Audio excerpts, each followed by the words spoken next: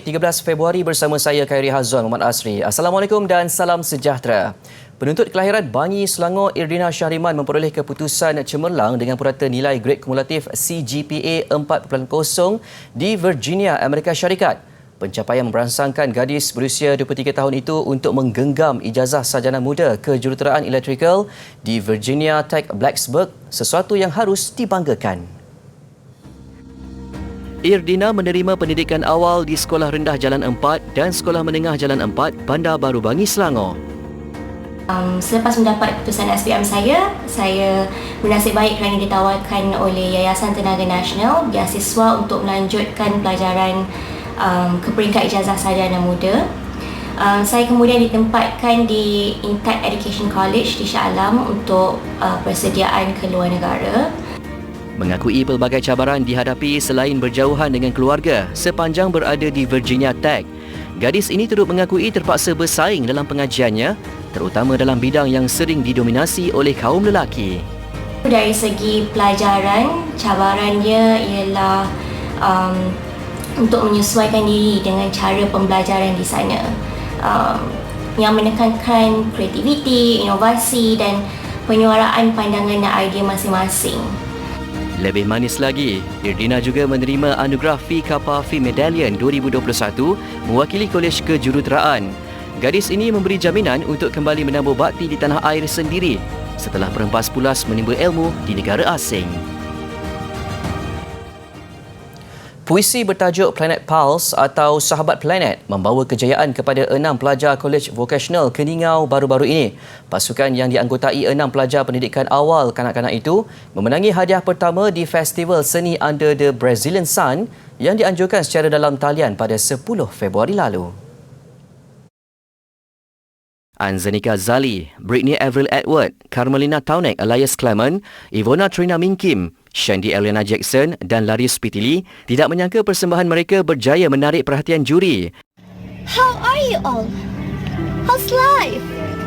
How's everything? Splendid? Incredible? So? Mereka mempersembahkan puisi secara berkumpulan dengan setiap ahli mendeklamasikan rangkap masing-masing berdasarkan 6 watak yang berkonsepkan alam sekitar. Puisi tersebut menggesa masyarakat untuk lebih peka dan proaktif dalam menangani masalah alam sekitar seperti pencemaran laut, penebangan hutan dan kepupusan spesies haiwan.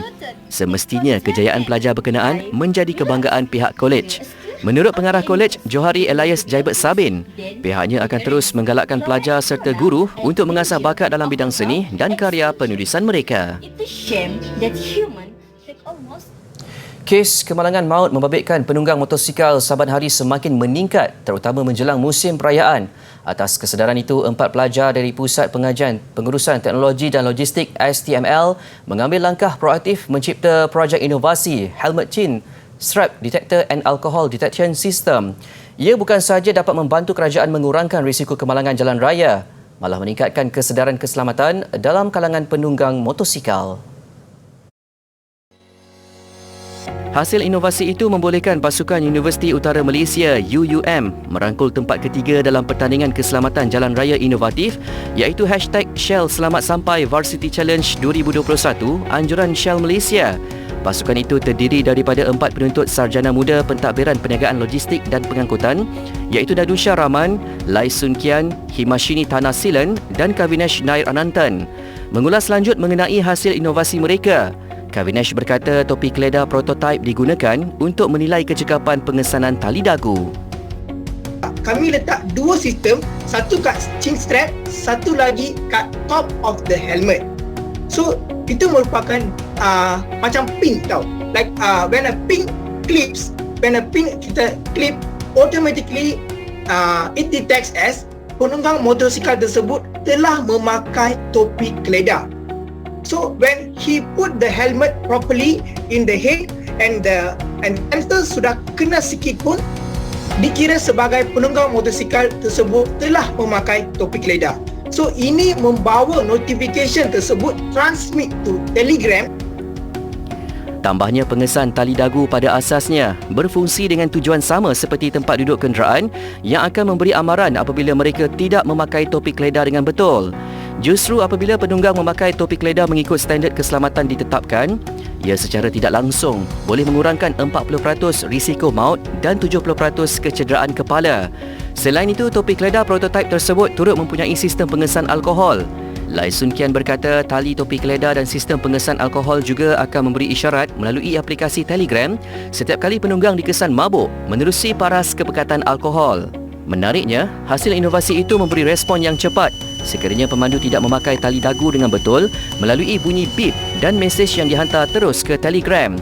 Dengan pembangunan ini, Himashini berharap ia sedikit sebanyak dapat meningkatkan kesedaran masyarakat tentang kepentingan memakai topi keledar dengan betul. Selain itu, kami juga berharap produk kami dapat menarik perhatian ramai lagi pembuat helmet di seluruh negara kita.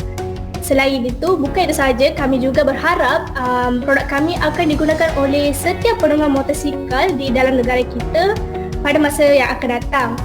Dia akan menjadi satu kewajipan, macam kena ada sistem. So, benda ni kena diwajibkan untuk mengurangkan kemalangan di jalan raya. Mereka turut berterima kasih kepada mentor projek ini di atas kepercayaan dan bimbingan yang diberi sepanjang proses penghasilan inovasi berkenaan.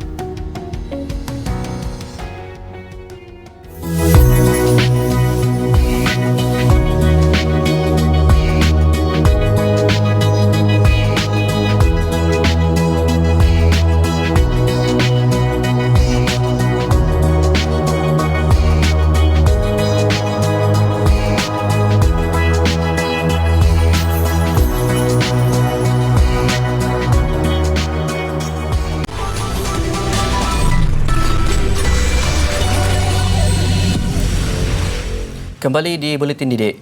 Menteri Kanan Pendidikan Datuk Dr. Razi Jidin menegaskan keputusan untuk tidak menjadikan sekolah menengah di Johor sebagai pusat pembuangan undi menjelang Pilihan Raya Negeri Johor PRN Johor telah dibincangkan secara terperinci di peringkat Kementerian Pendidikan KPM sebaik pembubaran DUN Johor. Maka secara umumnya, secara keseluruhan, hampir ke semua bilik di sekolah ini atau bilik darjah di sekolah digunakan untuk tujuan peperiksaan SPM. Pada hari Khamis sebelum pengundian nanti akan ada peperiksaan matematik dan ini akan melibatkan semua calon-calon SPM di seluruh negara termasuklah di negeri Johor. Ini merupakan satu peperiksaan yang besar dan pada hari Isnin akan ada peperiksaan sains yang turut melibatkan ramai calon. Maka kita tidak mahu susunan ini diganggu, susunan ini dipindahkan, diasingkan, digunakan untuk tujuan pilihan raya kerana nanti proses ataupun tata cara yang kita gunakan dalam penyusunan ini kita perlu teliti satu persatu kembali. Ini kerana setiap meja itu ada barcode-nya. Semalam, KPM mengumumkan keputusan untuk tidak membenarkan sekolah menengah di Johor dijadikan pusat mengundi pada PRN 12 Mac nanti, memandangkan ia bertembung dengan peperiksaan sijil pelajaran Malaysia SPM yang sedang berlangsung di seluruh negara ketika itu.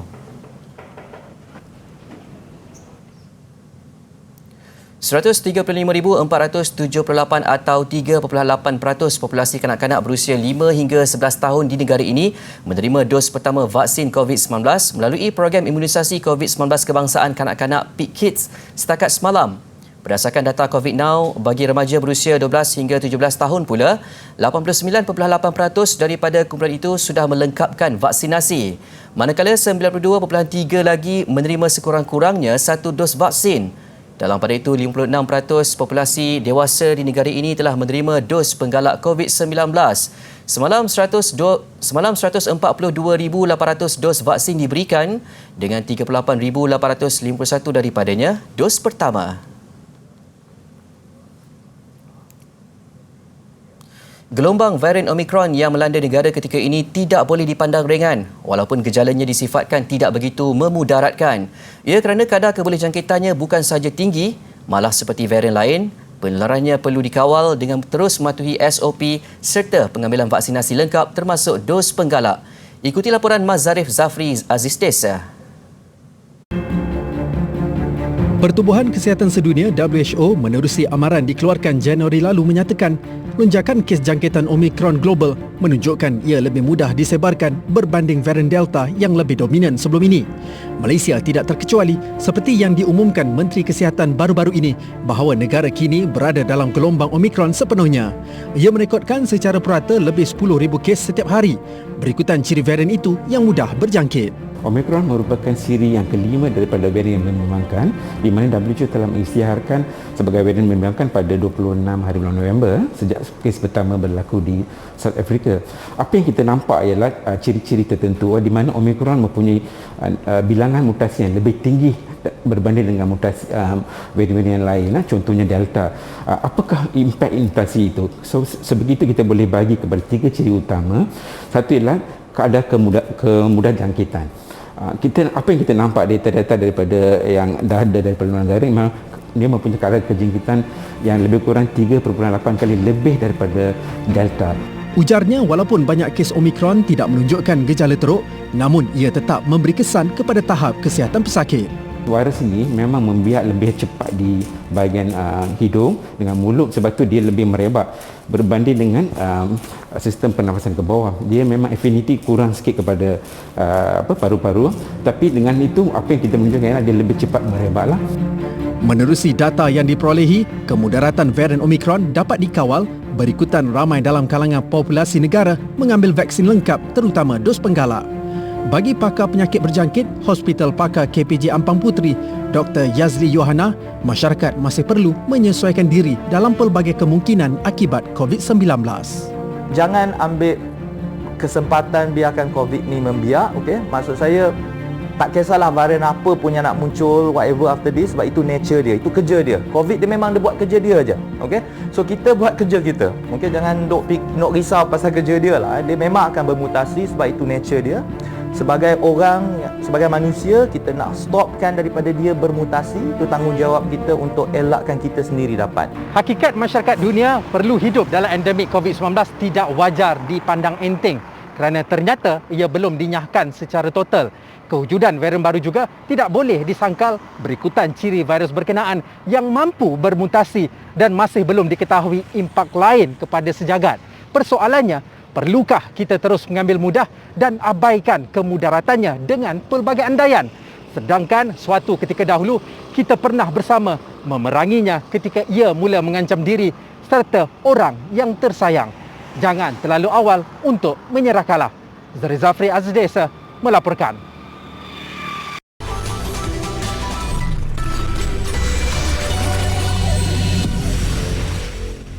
Sejumlah RM70,000 bakal dimanfaatkan 700 pelajar sekolah rendah dan menengah sekitar Puchong, Shah Alam dan Kota Raja. Bantuan sempena pembukaan semula sesi persekolahan Mac ini sekurang-kurangnya dapat meringankan beban yang ditanggung ibu bapa. Sumbangan oleh Yayasan Bank Rakyat YBR ini bertujuan membantu pelajar, terutamanya dalam kalangan B40. Setiap pelajar yang terpilih akan menerima bantuan wang tunai bernilai RM100, sekaligus dapat membantu persediaan mereka dalam menyediakan kelengkapan persekolahan, termasuk pakaian dan alat tulis. Sumbangan ni banyak membantulah. Lebih lagi anak saya ni anak yatim. Saya dah kehilangan suami saya lah tahun lepas. Dapatlah membantu meringankan beban kami lah. Adik sekolah mana? SK Jalan Kebun. Adik datang dengan siapa? Mama saya.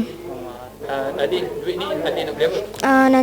Saya nak beli beg sekolah, baju sekolah dengan seluar sekolah. Lepas ni dengan siapa?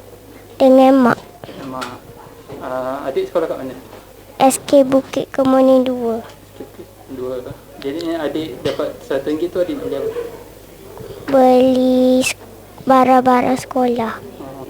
YBR juga berharap bantuan yang disalurkan itu mampu menyuntik semangat kepada pelajar untuk terus menimba ilmu tanpa terbeban dengan kekangan keuangan. Sehingga kini seramai 39,397 pelajar dari seluruh negara telah menerima bantuan persekolahan YBR dengan jumlah peruntukan RM5 juta sejak penubuhannya pada tahun 2018. Kemana tumpahnya kuah kalau tidak ke nasi? Itulah perumpamaannya yang paling tepat untuk menggambarkan minat mendalam adik Khabil Irfan Azlan yang jatuh cinta dengan sukan pemotoran mengikut jejak langkah bapanya. Minggu ini kita ikuti aktiviti lasak pemotoran yang menjadi kegilaan pelumba cilik berusia 10 tahun ini. Bermula seawal usia 4 tahun, anak kelahiran Terengganu ini mula menunjukkan minat dalam sukan ini apabila melihat latihan serta penglibatan bapanya Azlan Abdul Rahman dalam perlumbaan Cup Prix. Setelah berjaya mendapatkan motosikal kategori mini pemberian bapanya, Habil Irfan tidak memerlukan tempoh yang lama untuk membiasakan diri. Dengan latihan dan bimbingan yang diberikan bapanya sendiri, dia hanya mengambil masa 3 bulan untuk berlatih sebelum berjaya melayakkan diri sebagai pelumba dalam kategori motosikal mini pada usia 5 tahun. Alhamdulillah, saya selalu memastikan dan fokus sejak race. Pasal buat bak yang setiap tunjuk aja setiap kali training. Namun kesungguhan dan keazaman pelumba yang diberi julukan Valentino Rossi Jr. oleh pelumba seusianya ini jelas membuahkan hasil tatkala dia berjaya meraih pelbagai anugerah dan pencapaian, termasuk memenangi kejuaraan Junior SICO Valley bagi 2 tahun berturut-turut. Keberanian dan ketangkasan yang ditunjukkan murid tahun 4 SK Sultan Sulaiman I ini juga berjaya menaikkan namanya sebagai ikon pemotoran Terengganu. Akan datang, Kabil bakal menyertai perlumbaan yang melibatkan jentera berkapasiti 160cc yang pastinya lebih mencabar kemampuannya. Saya cuba buat yang terbaik, lagi usaha, lagi dan belajar bersama-sama abang-abang yang lain.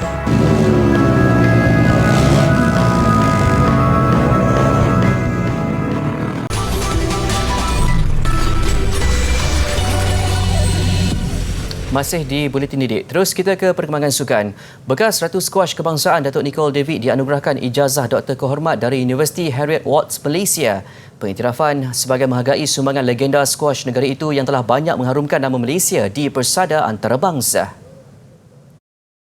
Perkabaran gembira itu turut dikongsi Datuk Nicole di laman Twitter miliknya. Pengiktirafan itu juga diberikan atas sokongannya terhadap pendidikan dalam memperkasakan kehidupan. Datuk Nicole juga memaklumkan beliau berbesar hati menerima pengiktirafan itu daripada Pro-Chancellor Universiti Heriot Watts Malaysia, Tan Sri Dr. Jamilah Mahmud dan Ketua Pegawai Eksekutif Universiti berkenaan, Profesor Mushtaq Al-Atabi. 2 hari menjelang saingan pembuka tirai skuad bawah 23 kebangsaan pada kejohanan bola sepak Piala EFF bawah 23 tahun di Phnom Penh, Kemboja, Ketua Jurulatih bawah 23 Myanmar Velizar Popov berpendapat ketiadaan juara bertahan Indonesia menjadikan Malaysia sebagai antara calon pilihan juara kali ini. Ketua Jurulatih Negara Brad Maloney pula enggan mendabik dada, sebaliknya lebih berwaspada dengan persiapan pasukan lawan itu. Malaysia tidak asing lagi buat pengendali kelahiran Bulgaria Popov yang pernah menjadi Ketua Jurulatih Kelantan pada 2016. Walaupun hanya 2 bulan di Kota Baru, Popov mengakui suasana bola sepak di Myanmar dan Malaysia berbeza. Namun ketika ini pengendali berusia 46 tahun itu tidak mahu terlalu memikirkan tentang kekuatan lawan. Doesn't make any sense for me to comment other teams and especially Malaysia because we know how powerful they are, how many good players they have with all the structure the Malaysian Federation. So the only one thing I'm worried about in this event is today if I can count all my players for the training and tomorrow morning when we wake up if everybody's in good health. Brad pula enggan mendabik dada apabila pasukannya dilabel pilihan pada kempen kali ini. Pengendali Australia ini berpendapat peluang semerata tersedia buat semua negara yang bertanding ketika banyak pasukan menjadikan kejohanan ini sebagai medan pendedahan untuk Tamasya Sukan C dan Piala Asia nanti. We also are testing a lot of new players in this tournament, so I don't see why you say we might be favourites. I don't think things have changed much as far as trying to qualify for the semi-finals goes, but we are looking at giving a lot of new players some international experience and Gol masa tambahan Kai Havertz membantu Chelsea menjulang kejuaraan Piala Dunia Kelab FIFA buat kali pertama. Awal pagi tadi, The Blues menewaskan kelab Brazil Palmeiras dengan keputusan 2-1 pada perlawanan akhir. Pengendali Chelsea Thomas Tuchel berada di bangku simpanan buat kali pertama setelah terlepas aksi separuh akhir susulan baru pulih COVID-19.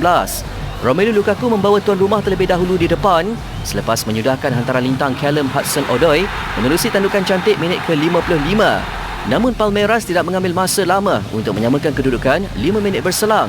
Lontaran jauh Marcos Rocha mencetus kekalutan dalam kubu Chelsea sebelum bola dilihat terkena tangan Thiago Silva sekaligus memaksa pengadil menghadiahkan sepakan penalti selepas meneliti rakaman VAR. Rafael Vega cemerlang melorong bola ke kanan gawang untuk memperdaya Edouard Mendy bagi membawa kedudukan semasa kepada 1-1. Aksi berlangsung sengit menyaksikan kedudukan itu kekal sehingga tamat 90 minit sekaligus permainan diheret ke masa tambahan. Havertz muncul wira Chelsea apabila menyempurnakan penalti minit ke-117 selepas diberi penalti berikutan rakaman VAR. Justru Chelsea kini lengkap memiliki semua trofi utama sejak Roman Abramovich membeli kelab itu pada 2003. Mereka kini menjadi kelab England ketiga menang kejohanan global itu selepas Manchester United dan Liverpool. Baik, cahaya yang menghiasi langit malam sempena Festival Tanglong di utara Taiwan mengakhiri Buletin Didik. Saya Khairi Azam Asri, salam hormat dan Assalamualaikum.